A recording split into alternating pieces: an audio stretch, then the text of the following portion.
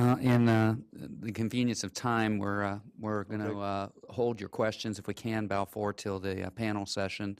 And we're going to shift gears a little bit and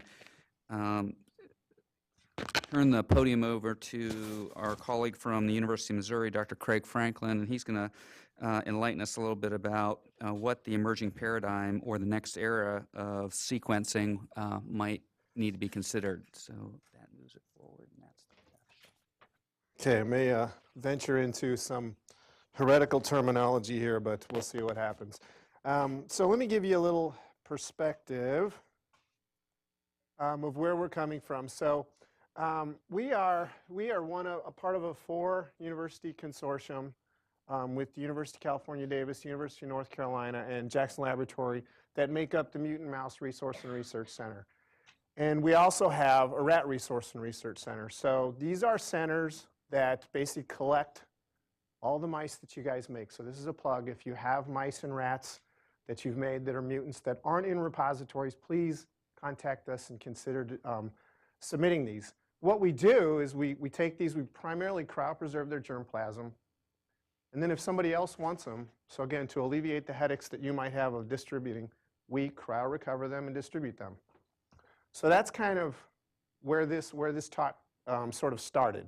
And the overarching question is, we bring these models in, we cryopreserve them, we're bringing them in with a particular microbiota, but we're distributing them probably with a different one. So is that problematic in the phenotypes of these models that we have collected and are distributing? And certainly intuitively we thought that it could be. So because I'm in a gnotobiology section, I had to come up with a term that maybe fit this section. So I called it complex gnotobiology, and in essence, it's kind of the top-down experiments that Dr. McPherson was talking about earlier. Gnotobiosis we know is known life, but really I think with next-generation sequencing, we're getting better and better at understanding what life is occupying our animals. Now, certainly there's a ton of caveats, and I would just say the glass is filling. I don't know how full it is. That's probably a matter of Bartok, but we know a lot more than we did 10, 15 years ago about the microbes that are living with us and with our animal models. So certainly a lot of caveats. The depth of coverage, there's some differences probably in the sequencing tools we use. There's expanding databases. We cannot take all of the sequence data to an OTU level. We've talked about a lot of the literature's dominated with 16S data. Certainly we can't tell anything functionally from that, or we do have predictive tools, but we don't necessarily know functionality. Are there consistency of methods? It is bacteria-centric at this point in time. So there's caveats to this. But again, the bottom line, I think we know a lot more. So maybe we are getting to the point where we can call this known life.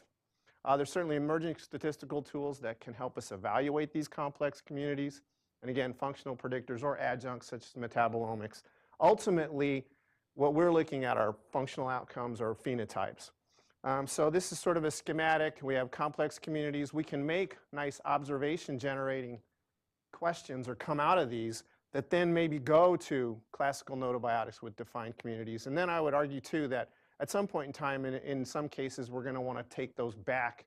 What we learn in a gnotobiotic setting, we might want to take that back to a complex community and determine if those functions are indeed still relevant in the context of other bacteria and viruses and fungi, et cetera. So these are complementary types of approaches.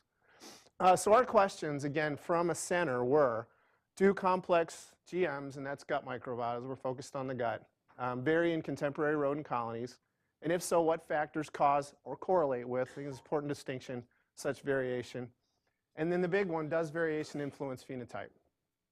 And then ultimately, how can we exploit the complexity that's out there in animal modeling? Can we use this to refine our models? Can we use it to troubleshoot reproducibility? Can we use it ultimately to improve translatability? Are there certain complex GMs out there that best replicate a certain situation in the human population? So what we started with, and we've looked at several factors, but does GM vary in contemporary rodent colonies? And as was mentioned this morning, certainly there was a classic story at the 2008-2009 coming out where SFB was sort of pinpointed to cause this change in Th17 mucosal immunity. So we knew that Jackson and Taconic animals were probably different, and that got pinpointed to SFB, but we wanted to look a little bit beyond that. So this is just some of the data, looking at Jackson laboratory animals versus Harlan Sprague-Dawley, which is now in Vigo, looking at 3 different strains, both at 2 different age groups, 3.5 and 24 weeks. So this is just a subset of this data. And this is at the family level, but you can immediately visually inspect this and see that there are differences in certain families of bacteria between Harlan and Jax. That's the big picture here. If we look at this with a principal component analysis, again, the Jax animals, which are all in red, cluster nicely and are very distinct from the HSD animals, which are in blue here. If you kind of dissect this out, there are different strains in here. We did not see a dramatic strain difference in this study, but certainly saw a very dramatic vendor difference. If we look at a few measures of alpha diversity, again, the Jackson animals are in blue. They're consistently and statistically lower in diversity compared to Harlan animals. So yes, there's some differences. We've since looked at some of the other vendors. There are different microbiota out there. And in theory, these are probably populating a lot of our colonies in sort of a non-gnotobiotic setting.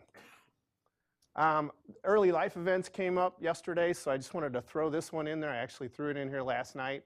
But this is looking at Jax, Taconic, and Harlan. And at week 1, we, of course, have very low diversity, very low richness. Comes up pretty dramatically by week 2, and by week 3, it gets near an adult state. But you can see, again, those differences as the animals age in diversity and richness. And then if you look at this very crowded chart, this is actually at the OTU level. But I think this is kind of a cool point that certainly a lot of things are going on at week 1 that don't appear later on.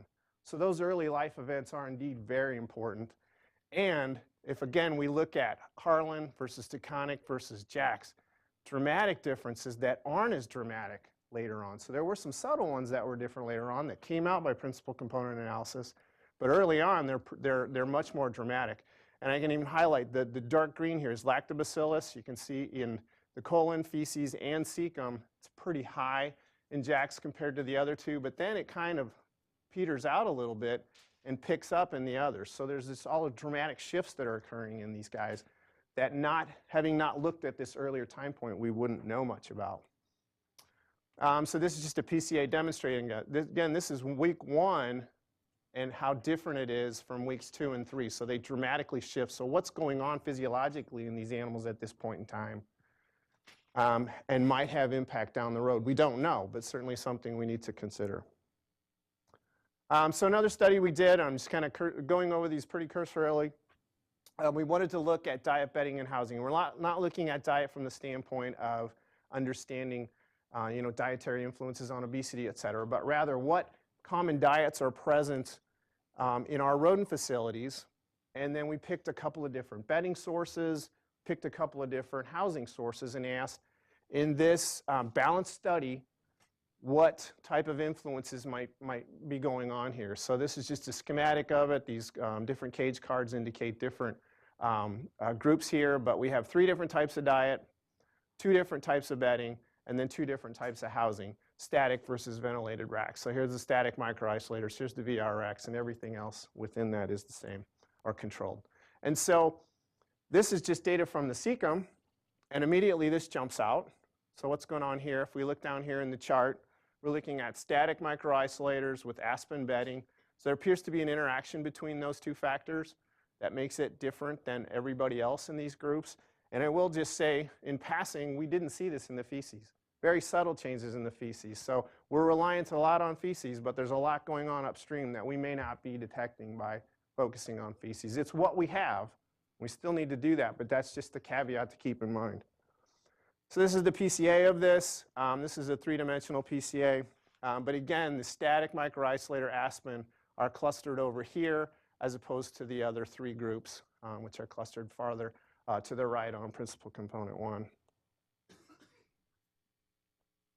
Okay, so these are all the things that we've looked at so far and check marks by what we think can modulate microbiota, which is kind of scary in a way. Lots of things can alter microbiota. We've looked at, again, host genetics were discussed earlier. We did not see a dramatic change, but saw a subtle. But the information earlier was pretty provocative as to say that, yes, genetics does influence microbiota. Age certainly does. Producer, yes, we showed that one. These are just some experimental manipulations. Sampling, again, I'd reiterate, we saw stuff in the cecum, and we can see it farther upstream that is not reflected in the feces. Time of day, there are some circadian effects in certain strains of mice, but not all, at least that we've seen. So collect at the same time. A number of environmental cage type bedding, diet, housing density, water treatment types of methods. There's a lot of those out there. They can have subtle effects on microbiota. We're looking at enrichment right now. So a lot of factors that we attempt to control in our rodent environments, but are not necessarily all the same across institutions. So does it matter? That's really probably the important question, right? Sure, we can have subtle shifts, but does it matter? So here's the experiment that we did initially as sort of a proof of concept. We were interested in IL-10 knockouts. We were interested in inflammatory bowel disease. We had those in the lab. We said, what if we take those IL-10 knockouts, and we looked at both B6 and C3H, HEJ, IL-10 knockouts, put them onto different microbiotas. So we essentially end up with isogenic mice that are on different microbiotas from different sources. And it's depicted down here. M1 was a Charles River microbiota, M2 a Jack's microbiota, M3 a taconic microbiota. So now we have, in theory, genetically identical mice with different microbiota. Does that influence the IL-10 phenotype? And why isn't this going? There we go. Yes, it does. So this is GM taconic, Jack's, and Charles River. And as I look at this, and this is both in cecum and colon lesion scores, and there's statistical significance here. Now, historically, this is the one we had been using. So I'm like, wow, what if we would have been using this? We talked about signal-to-noise ratio earlier. If we had a nice tight data points like this with a higher lesion score, would that be more amenable to look at something therapeutically in this model? Again, the bottom line for us was yes, these different microbiota that are present in our rodent communities might be modulating disease phenotypes. Now, certainly gut's intuitive. We want to go beyond gut. We're currently doing those experiments, and this is the C3H data. We have looked at some other gut models.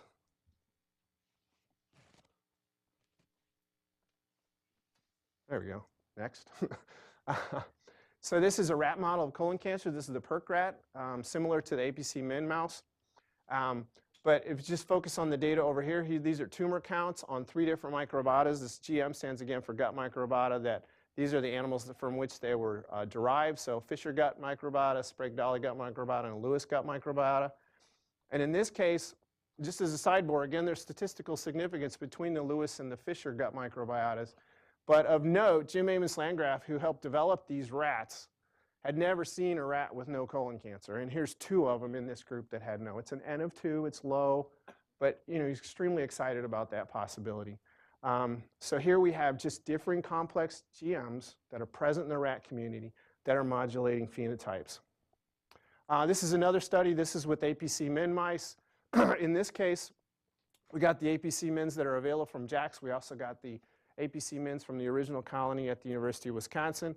Put them on 2 different gut microbiotas, and we think what's happening here is an interaction effect. So if you look at the HSD gut microbiota, consistently elevated compared to the GM Jack's gut microbiota in all cases, both in the colon and the small intestine, but also a trend or statistically significant situation in some cases where the B6 from the original colony, these APC mins are higher than that. That lesion scores are higher, or tumor numbers, I'm sorry, are higher than those that are present in the Jack's colony. So there's an interaction going on between a substrain divergence that potentially has occurred here, plus gut microbiota. And this is going to take some weeding out. These studies are also identifying targets along the way that, again, we can take back into gnotobiotic studies at some point in time. So can we exploit this GM variability? There's GM variability out there in GM gut microbiota. So certainly options. We've talked about this quite extensively. We can go to a gnotobiotic setting. Is there more we can do at the complex side of things? And what we'd like to be able to do, next please, is something we're calling complex microbiota targeted rederivation. So this goes back to our center. So this is what comes in. It's got the little blue guy here. We cryopreserve it. And then historically, we might be sending out, next please, on a different microbiota. Can we also do some observation generating studies for those that are interested? Next please. Send it out on 3 different complex microbiotas, for example, to generate, are there differences in my phenotype that I've never really thought about microbiota influencing? We can do this.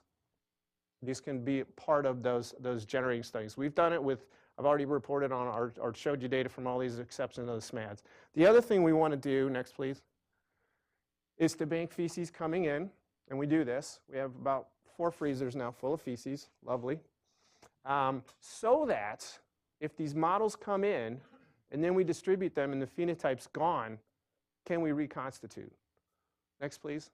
So that's the reconstitution. If that happens, can we go back to our bank feces and reconstitute later on? Anecdotally, this is happening. You know, investigators move from one institution to another. They lose their phenotype.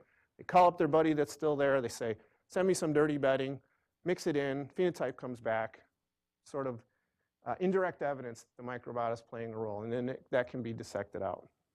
Next, please. So in order to do this, to make this pragmatic, if you noticed earlier on, the surrogates were inbred strains and 1 outbred stock. Inbred strains are not the best surrogates in the matter in this situation. So what we wanted to try and do is create outbred colonies with each of these microbiota that we think are out there. So the selection of these microbiota is based on ones that we know that are out there from the major producers. So we did something similar, embryo transfers into CD1s from different surrogates from different animals from different vendors or producers, and to create these colonies. And we have 4 now. Next, please. And this is what's happened. So the surrogate colonies look just like their donors. This is just showing 2 generations. We've now taken this out to 9 generations and shown stability of these complex microbiota through 9 generations. So we can use these, and we are using them in some other studies. Next, please. And so just to show you that indeed the original studies, does it repeat? Lesion scores are a little lower, but the same trends and same statistically significant differences occurred with our new CD1 surrogates. This also, to us, eliminated a little bit of concern about maternal behavior and whether that was influencing some of the lesion scores that we were seeing. Was it gut microbiota or was it something else? And we think this helps eliminate that or at least address that to some extent. Next, please. So I mentioned banking feces, so we asked, can we do it? And in our hands, we can do it sometimes. When we go from a low diversity donor, for example, a Jackson mouse donor, and we go to a high diversity recipient, doesn't work. We cannot, and what we do, and we need to probably tweak this, but we hit them pretty hard with a 4 antibiotic cocktail and basically create a near germ-free animal and then reconstitute with a fecal transplant via oral gavage. When we do this, again, going from low diversity to high diversity, we basically end up with animals that look like the recipient. So whatever's there in very low numbers comes back in those animals.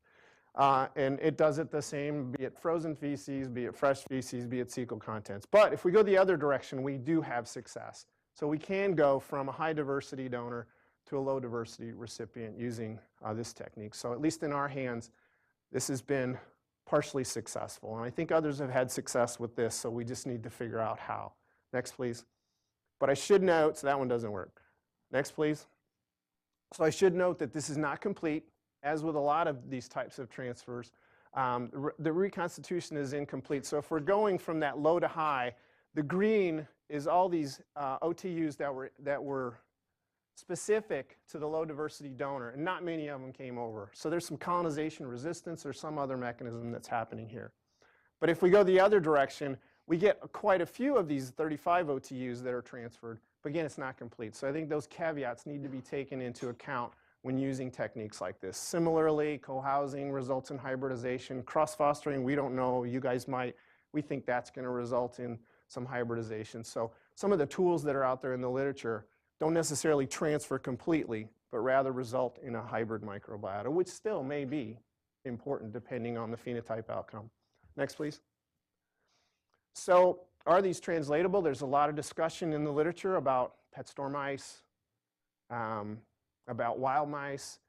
We've tried to create a CD1 colony with pet store microbiota. Pet stores are loaded with bad viruses, or at least what most people would consider viruses they don't want in their facility. I shouldn't say they're bad, because from the standpoint of immune stimulation, they're good, but they're loaded with those. We could get rid of those and still maintain a very complex microbiota that they have, which is loaded with proteobacters, which are good immune stimulants that we don't have in our lab mice. But the tricky one we ran into was Cryptosporidium. Tried to get rid of that. Zithromycin pretty much creates a lab mouse. So we haven't had success there, and certainly, again, others are working on this and may have had more success. In our hands, our wild mice that we trap in Colombia right now are looking a lot like our lab mice, surprisingly. So we're still going in this direction, but ultimately, if we could have that fifth colony that maybe is a little bit more representative of a wild type population or a pet store population, that would certainly be another neat tool to have. Next, please. So again, I would just say this is the top-down approach. I feel like this needs to be still part of our repertoire to embrace this complexity. This embracement of complexity, I would say, has led to this whole concept of SFB and how it stimulates Th17. It's led to some other ones. I mentioned Trichomonas yesterday. As a rodent pathologist that looked at mouse guts for 25 years, there's a lot of protozoa in our mice, not just Trichomonas. There's a lot more entamoeba. We haven't looked at entamoeba yet. There's a lot more flagellates that are not trichomonads. So they're out there, just yet to be unearthed. This is, more and more people are looking at other bacteria that are initiating this Th17 response and indeed finding it. And there's tools, again, that help us look at the complex community that can help us with this complexity. Next, please. So what's the impact on the welfare of animals ultimately? Certainly what we would hope is that we can improve reproducibility by defining the gut microbiota. Can we get to a point where that's another part in your methods, or at least in your supplemental material, where you put your GM data in there so that the other lab that's reproducing it doesn't reproduce or doesn't get the same results, looks at your GM, and we begin to make those observations that can then go into proof of concept or causative experiments. So can that minimize variability? We think it can. Again, just back to this, if I had been using this microbiota, how would my data look different from IBD studies we've done in the past? Can we optimize models this way, improve study design? Improving study design, if we go back to this was the bedding, housing bedding food study. Nice tight data in the ventilated racks versus a more spread data in static microisolators. So does this say, okay, for tightening my data set, should we be in ventilated racks? And does that help me decrease the animal numbers in doing so? Don't know. I mean, just looking at these, you'd speculate, yes, that would be the case. So ultimately, decreasing animals would be a big part of animal welfare. Just a sidebar, I mean, can some of these things be used as biomarkers for non-terminal events? Can we start looking at the feces and what's happening in some of our disease models and saying, oh, it's time to shut down. When this happens, we know death's around the corner. Next, please. And so these, I think, have all been hit. Future challenges. Money's always a challenge. We're getting to the point where these types of techniques are doable from a cost standpoint. Do we have consistent methods, databases?